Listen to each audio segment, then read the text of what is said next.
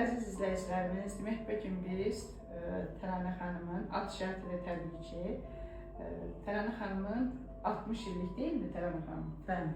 Təranə xanımın 65 yaşı var. Demək 60 il hardasa bu pişik fobiyasından əziyyət çəkib və heç vaxt pişiklə təmasda olmayıb. İlk dəfədir ki, Təranə xanım pişiklə təmasdadır və artıq rahat bir şəkildə pişiyi əlinə alır, pişiklə təmas yaradır.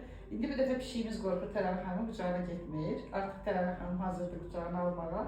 Ümid edirik ki, növbəti seansda pişiyimiz də Təranə xanımın qucağına gedər. Ona görə Təranə xanım sizi təbrik edirik. Çox sağ olun. Mənə maraqlıdır ki, siz necə oldu ki, bizə necə müraciət etdiniz və indiyəcə necə bundan azad olmaq istəmədiniz? Təminə xanım, sizə çox təşəkkür edirəm. Belə gözəl qayğı göstərdiniz mənə. Sizi mən gördüm, YouTube-da gördüm, sizin kadrları izlədim hamısını, fobiyadan necə qurtarmaqlarını gördüm insanların. Çox mənə təəccüblü gəldi ki, yəni mən eləyə bilərəmmi bunu? Bu mümkündürmü? 60 ildir bundan əziyyət çəkirəm, 5 yaşından, özüm biləni 5 yaşından ki, mən bir nətər əziyyət çəkmişəm, heç bir yerə gedə bilmirdim. Ətrafındakılar da, mən qorxduğum üçün onlarda da bir neçə adam var ki, belə qorxunu keçiriblər, heç kəs də inanmır ki, bu keçib gedə bilər.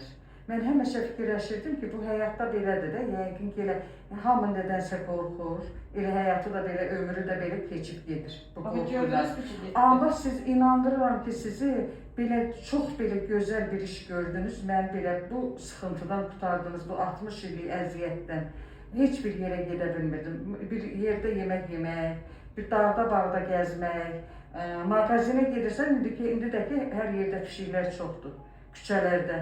Kiməsə deyirdim ki, bu onu qovun, mən keçim, onu qovun, mən keçim. İnsanlarda da belə bir hissiyat var ki, çox gözəl bir hissdir, çox gözəl, çox belə mən sizə təşəkkür edirəm, Kamilə xanım, siz məni belə bir əziyyətdən qurtardınız, çox şükür. Uğurlar sizə. Sağ olun, Allah köməyinizdə olsun, sağ olun.